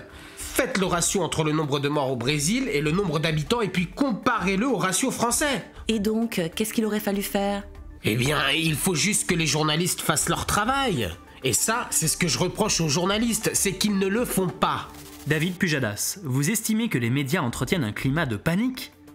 Oui, j'estime que les médias, globalement, entretiennent un climat de peur. La peur fait vendre, la peur est alliée du commerce. Les émotions font vendre, et la peur est l'émotion la plus immédiatement perceptible, celle qui suscite le plus de réactions. Pas seulement les médias. L'aspect commercial pour les médias, l'aspect principe de précaution pour les politiques, et l'aspect « je me couvre » pour les médecins. Et je dis simplement, regardons de temps en temps les faits. Aujourd'hui, la contamination n'est plus un indicateur aussi pertinent. Donc arrêtons de nous mettre la rate au courbouillon. 900 morts pour cause directe de vaccination en France aujourd'hui. Est-ce que quelqu'un s'en occupe? Est-ce que quelqu'un se dit quel est le seuil à partir duquel on va considérer que ça devient grave? Je ne vous laisserai pas donner des informations qui ne sont pas vérifiées par l'équipe de la rédaction de CNews. On a fait confiance à l'État, on a dit qu'il y avait vraiment, on n'a même pas pensé qu'on va avoir des conséquences. Donc j'étais absolument pas consciente qu'il pouvait y avoir des effets indésirables, comme ils les nomment, et encore moins que ces effets indésirables pouvaient être graves. Je vous dis, je ne regarde pratiquement plus les informations parce qu'à chaque fois, il y a toujours le vaccin, le vaccin, le vaccin. Un jour c'est noir, un jour c'est blanc. On ne sait jamais comment faire, qui croire. Et je vous dis, moi quand je suis toute seule, eh ben, c'est plus fort que moi. Je dis assassin, je dis toute seule. Il s'agit bien d'une hécatombe. Hécatombe post-vaccinale. Et très curieusement, et là on peut se demander pourquoi, à la fois les politiques et les médias se taisent. Pas un mot dans les médias qui nous disent qu'il y a très peu d'effets indésirables. Ils nous mentent parce qu'ils ont accès à ces sites. Alors pourquoi est-ce qu'ils nous mentent? C'est la question. Plusieurs facteurs qui m'ont étonné. On était très loin, nous, de tout ce qui était en train de se passer avec ce qu'ils appellent les pros et les anti-vax. Et à la suite du décès de mon fils, j'ai été vraiment intrigué le lendemain de voir paraître un article dans la presse locale, notamment le Midi Libre, qui stipulait que notre fils avait une allergie alimentaire. Or, lorsque cet article est publié, aux alentours de 17h, mon épouse et moi, nous sommes à Béziers, nous n'avons pas encore témoigné au commissariat de Sète, et donc on arrive au commissariat de Sète aux alentours de 20h.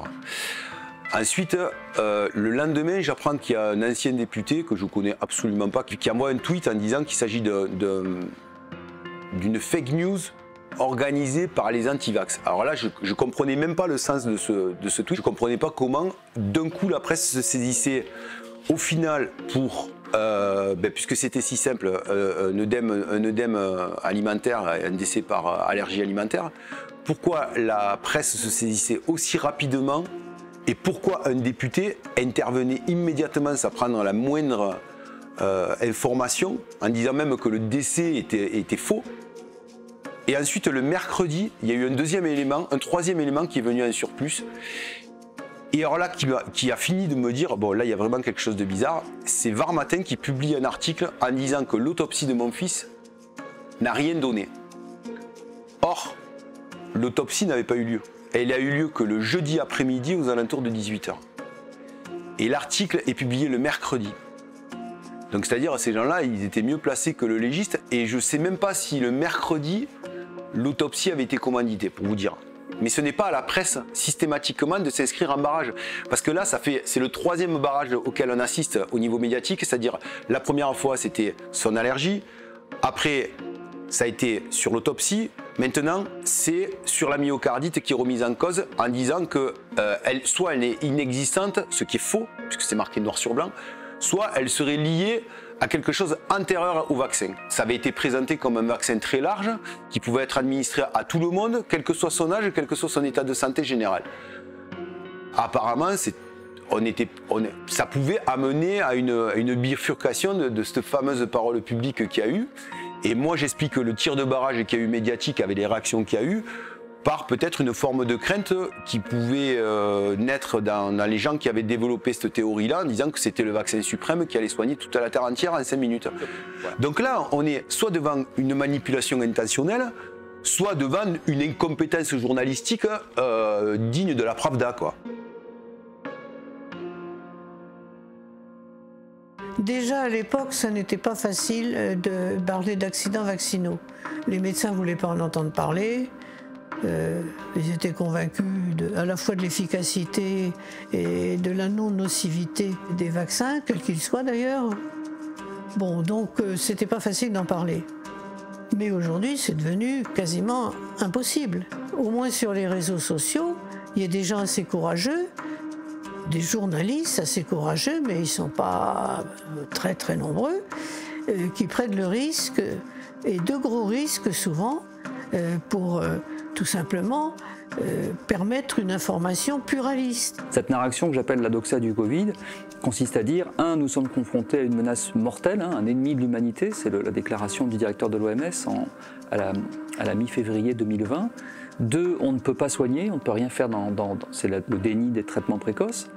3, la seule chose qu'il faut faire, c'est donc enfermer tout le monde, confiner. Et 4, on ne pourra sortir du lit sous lequel nous sommes cachés que le jour où il y aura des vaccins. Elle est intimement articulée avec ce que j'appelle l'idéologie vaccinale. Le propre d'une idéologie, c'est de proposer une narration, là aussi, bien sûr, qui est présentée comme une vérité absolue, indiscutable, et qui divise le monde en 2 catégories, les amis, qui sont ceux qui adoptent cette idéologie, et les ennemis. À l'époque, il y a eu une propagande absolument effrénée qui, comme aujourd'hui d'ailleurs avec la Covid, fonctionne par la peur. On nous a fait peur. L'hépatite B, dont on nous disait qu'elle ferait 10 000 morts par an, que ça serait pire que le sida, a fait peur à tout le monde. Je me rappelle ma propre fille qui un jour fait du covoiturage, boit à la bouteille de la personne qu'elle a montée dans sa voiture et me dit après oh là là, je suis peut-être en danger, j'ai bu dans sa bouteille, peut-être je vais attraper l'hépatite B. Tout le monde avait peur. L'hépatite B devait nous tomber dessus à chaque carrefour de rue. C'était vraiment une propagande effrayante et basée sur la peur. Il faut se souvenir des déclarations de Marisol Touraine, puis qui ont été reprises par les différents ministres de la Santé, dont Agnès Buzyn, qui a dit que les vaccinations, ça ne se discutait pas. Or, si ça se discute, la science autorise le débat. La science impose le débat. Or, ce débat n'existe pas. Dès le moment où on refuse le débat scientifique, on est dans une sorte d'idéologie. Le vaccin est un sacrement, donc tout est possible. On a retiré l'aluminium des produits cosmétiques. On nous a dit c'est pas bon pour la peau. Ah bon? On l'a retiré de certaines pâtes à modeler ou autres pour les enfants. C'est pas bon qu'ils tripotent ça. L'aluminium, vous vous rendez compte? Mais dans un vaccin, par injection dans le sang, c'est normal. Et quand on dit ça à des médecins, très souvent ils nous disent ah oui mais c'est un vaccin. Ah. Comme si c'était un sacrement. Après tout, quand on communie à l'église, personne ne demande est-ce que l'hostie a une date de péremption, est-ce qu'elle est stérilisée. On croit. C'est quelque chose qui évidemment est anti-scientifique, par définition. L'idéologie, c'est le contraire même de la science. La science, c'est pas blanc ou noir, 0 ou 100%, ami ou ennemi, pour ou contre, bien ou mal, beau ou laid, enfin toutes ces notions-là n'ont rien à voir avec la science. La science, c'est des choses précises, mesurées, des vérités limitées, soumises à débat contradictoire et aménageables, voire réfutables dans le temps. Mais nous sommes confrontés à ça, une idéologie qui dit le vaccin, c'est bien, point, et c'est fini. C'est bien, point. Et toute personne qui, d'une manière ou d'une autre, vient dire peut-être que, mais enfin vous êtes sûr, machin, bidule, bim, est classé ennemi dans cette idéologie, et donc tué symboliquement de toutes les façons possibles. Voilà.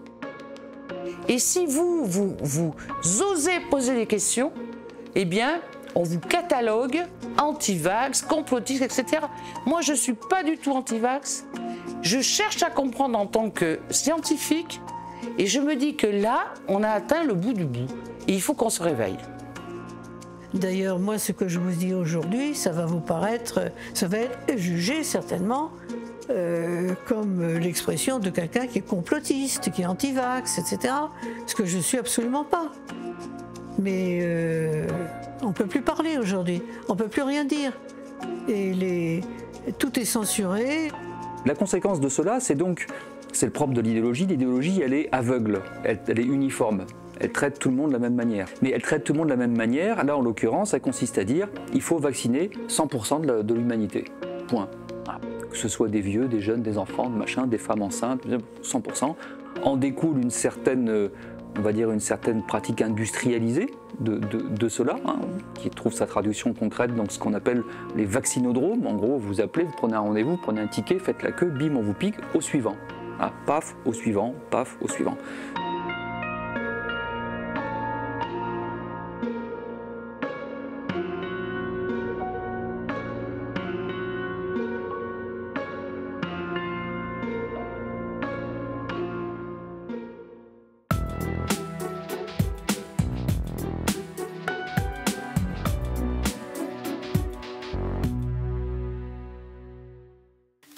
Le jour où les laboratoires et les gouvernements seront rendus pénalement et civilement responsables des effets secondaires que peuvent provoquer les vaccins, moi, j'ai plus de soucis. Mais pour le moment, c'est pas le cas. Le problème, c'est l'indépendance des experts. Et ça, Madame Berthella-Geffroy, qui était notre juge d'instruction, puisqu'ensuite nous sommes allés en justice au TGI de Paris, et là, Madame Berthella-Geffroy avait beaucoup de mal à trouver des experts qui soient indépendants. Nous, ce qu'on a constaté, c'est le contradictoire. il n'y a plus de contradictoire. Mais depuis, non, on a eu zéro soutien, zéro aide de la part de personne. Il est impossible pour nous d'avoir les résultats de l'autopsie, comme s'il cachait quelque chose ou qu'il ne voulait pas qu'on sache quelque chose dessus. Alors qu'on appelle tout le monde, on appelle le préfet, on écrit des lettres, on a même contacté l'ambassade en Angleterre pour essayer d'avoir leur aide, pour la voir. Enfin, on n'arrive pas à mettre nos mains sur l'autopsie. Quand un proche est victime d'un accident vaccinal, par exemple un décès, que faire? Eh bien, la première chose à faire, c'est demander une autopsie. Alors, souvent les hôpitaux hésitent à le faire. Si l'hôpital ne veut pas, eh bien vous faites une déclaration à la gendarmerie ou à la police, ça dépend de l'endroit où vous êtes, et vous demandez l'intervention du parquet. Alors, ceci doit être fait rapidement, c'est-à-dire que vous contactez un avocat sur place qui immédiatement envoie une lettre recommandée au pompe funèbre, à l'hôpital, et s'adresse au parquet avec un courrier pour demander une autopsie. Et là, eh bien, ça bloque tout. Donc on ne touche plus à la dépouille de la personne et on attend les résultats. Si c'est moins grave que la personne a été gravement malade, eh bien d'abord il faut faire une déclaration à la pharmacovigilance. On peut la faire soi-même, on n'est pas obligé de passer par le médecin, parce qu'on se rend compte que dans 9 cas sur 10, les médecins ne la font pas. Le lien de causalité entre un effet grave, un décès et le vaccin anti-Covid, on n'a pas de recul, on n'a pas de jurisprudence puisque c'est trop récent. Par contre, on sait ce qui se passe en matière de lien de causalité concernant les vaccins d'autrefois. Et c'est ça qu'il faut enlever de la tête. C'est la raison pour laquelle, quand on vient devant les tribunaux, les juges croient qu'ils protègent les gens. Alors c'est très difficile. Mais quand on leur explique, quand on leur donne des éléments, des faits, alors là, le discours, il change. À titre d'exemple, je me rappelle d'un procès que j'avais plaidé en Bretagne, une infirmière de 40 ans, en bonne santé, vaccinée contre l'hépatite B, qui ressent des premiers symptômes quelques heures seulement après le vaccin, et son état s'aggrave. Arrêt de travail quelques semaines plus tard, on diagnostique une sclérose en plaques. Sur appel de la caisse primaire d'assurance maladie, où elle demandait la reconnaissance professionnelle de la maladie, puisque pour une infirmière, le vaccin était obligatoire. La caisse primaire d'assurance maladie dit il n'y a pas de lien de causalité, et nous avions contre nous, devant la cour d'appel, 4 expertises qui disaient qu'il n'y avait pas de lien de causalité.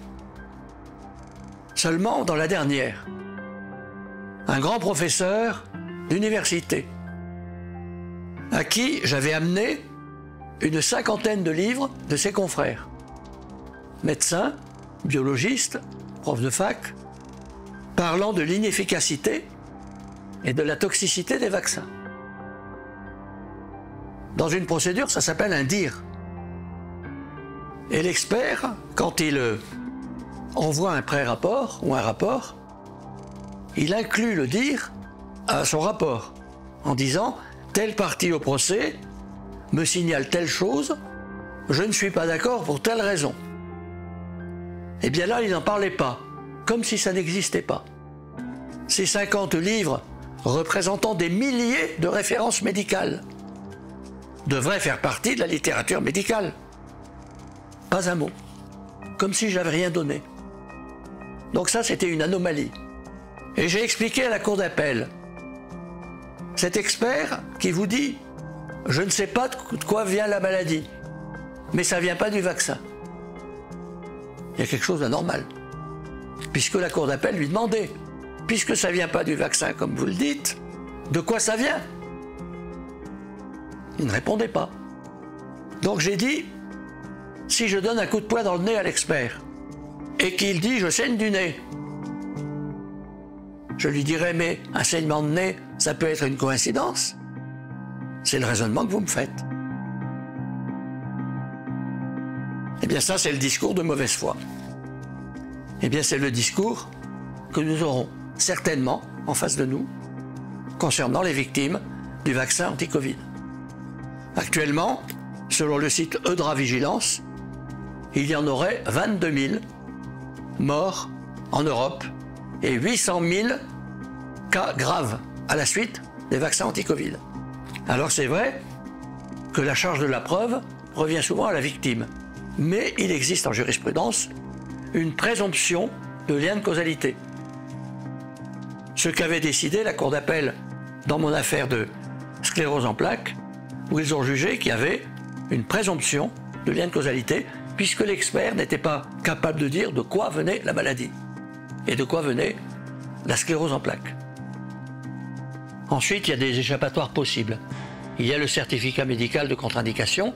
Alors, elles ne sont peut-être pas dans les cas prévus, sauf que dans le décret, il est prévu des allergies aux composants du produit qu'on ne connaît pas, puisqu'on ne les connaît pas et qu'on n'a pas le droit de les connaître, puisque ni le médecin ni le pharmacien ne les connaît.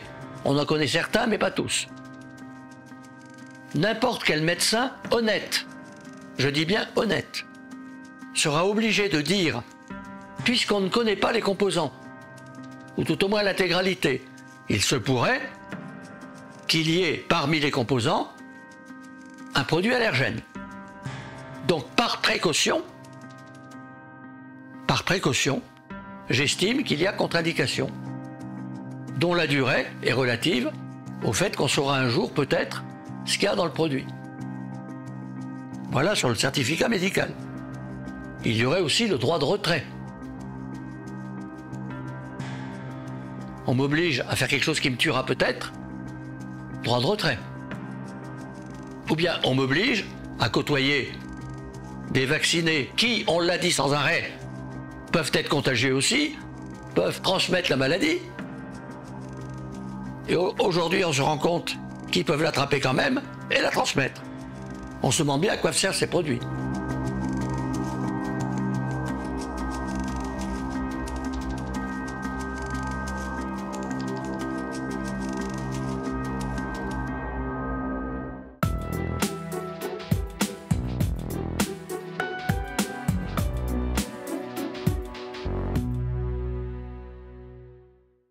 C'est une question de bénéfice-risque. Quand vous êtes malade, quand vous avez des comorbidités, quand vous êtes fragile, que vous vous fassiez vacciner, c'est bien normal. Quand vous êtes en pleine forme, que vous avez 20 ans, vous prenez objectivement un risque en vous vaccinant. Et nous savons que 2 doses du vaccin offrent une protection très limitée, voire aucune. 3 doses avec un rappel offrent une protection raisonnable contre l'hospitalisation et la mort. Contre la mort, je pense qu'ils sont très bons. Et je n'accepte pas que, sous prétexte que je ne suis pas d'accord avec vous, vous disiez que je délire. Encore une fois, j'ai des éléments qui sont disponibles pour tout le monde. Je constate qu'en Inde, ils ont arrêté de vacciner tout le monde et ils ont distribué de l'ivermectine. Ça marche. Pareil au Mexique, pareil en Afrique, pareil en Amérique du Sud. Me dites pas non, ces données sont disponibles partout. À ce stade se pose la question du rapport bénéfice-risque. On l'a bien vu, le risque, on le balaye sous le tapis. On interdit la remontée des informations. Et on nie en permanence l'existence de médications efficaces, alternatives, qui, si elles étaient admises, interdiraient cette campagne de vaccination. Le Lancet Gate, la chloroquine qu'on a évaluée depuis plus de 70 ans, dont on connaît les effets, l'activité et les effets secondaires quasiment nuls. Et autres. Donc on comprend bien que le bénéfice, il nous a été exagéré quand on nous l'a présenté, et que le risque, il est forcément sous-estimé, puisque dans le suivi des patients, on n'a pas suffisamment de recul pour dire que ces vaccins ne vont pas provoquer des problèmes graves dans les mois, dans les années qui viennent. Quand on regarde vraiment les données sur le site du CDC, on s'aperçoit, quand on lit vraiment les cas, on s'aperçoit qu'on a des gens très jeunes, notamment, là, je vais citer le cas d'un jeune garçon qui est décédé pendant son cours de maths en visioconférence, 16 ans, c'est la maman qui reporte l'événement, il y a une autopsie en cours, on n'a pas le résultat, évidemment, on ne sait pas quelle va être l'imputabilité parce que sur le site, elle n'est pas reportée. Mais la maman nous dit clairement que son fils était en pleine santé. Donc des cas comme ça, on en a quand même de plus en plus, sans pour autant que le discours officiel entre la balance bénéfice-risque, qui est soi-disant toujours en faveur du bénéfice, change. Très curieusement, et là, je me reporte à ce que m'ont dit des dizaines d'infirmières, d'aides-soignantes ou de médecins urgentistes. Quand une personne arrivait avec un cancer, un accident de la route, est décédée, il fallait marquer Covid. Et ces infirmières m'ont dit, on ne comprend pas pourquoi, on a insisté pour qu'on marque Covid. On a gonflé les chiffres. Et quand il y avait des comorbidités, on disait Covid. Non, comorbidité, on ne veut pas savoir. Par contre, quand c'est une victime du vaccin, il n'y a plus de comorbidité. Cherchez l'erreur. Donc, il est évident qu'on se moque du monde depuis le début. Le choix de se faire vacciner comporte un risque méconnu, mal quantifié, mal identifié. Ce choix nous appartient. Il ne peut pas nous être imposé. Les victimes de ces injections méritent d'être reconnues, accompagnées, et non pas ignorées et cachées. Je considère que l'hôpital m'a menti du début jusqu'à la fin. C'est d'où la naissance de Verity, parce que les autres familles se sont retrouvées confrontées exactement au même tir de barrage médiatique. Il faut qu'à un moment donné, on ait les réponses à tout ça. Voilà. Et on est déterminé à les obtenir. J'avoue qu'avec le recul que j'ai maintenant, je m'inquiète pour mon avenir parce que cette protéine, je l'ai dans mon corps maintenant. Et qui me dit que je ne vais pas faire une autre réaction inflammatoire, un autre caillot quelque part. Pour moi, j'ai une bombe à retardement dans le corps. J'ai aucune certitude que mes symptômes soient liés à la vaccination. Par contre, je fais rapidement un lien en disant que ça a commencé exactement le jour de la vaccination, de la deuxième dose de vaccination. Elle ne m'a pas dit que ma paralysie pouvait être liée au vaccin, sauf qu'elle m'a dit que les vaccins anti-grippe pouvaient causer des paralysies de belle. On s'entend que le vaccin anti-COVID, c'est un vaccin anti-grippe. C'est comme la même chose. Fait que là, je comprenais pas pourquoi que le vaccin anti-grippe pouvait le donner, mais pas le vaccin COVID. Fait que là, j'ai fait quelques recherches pour me rendre compte que, dans le fond, ça pouvait arriver, puis qu'il y en avait eu dans les essais cliniques, puis tout ça.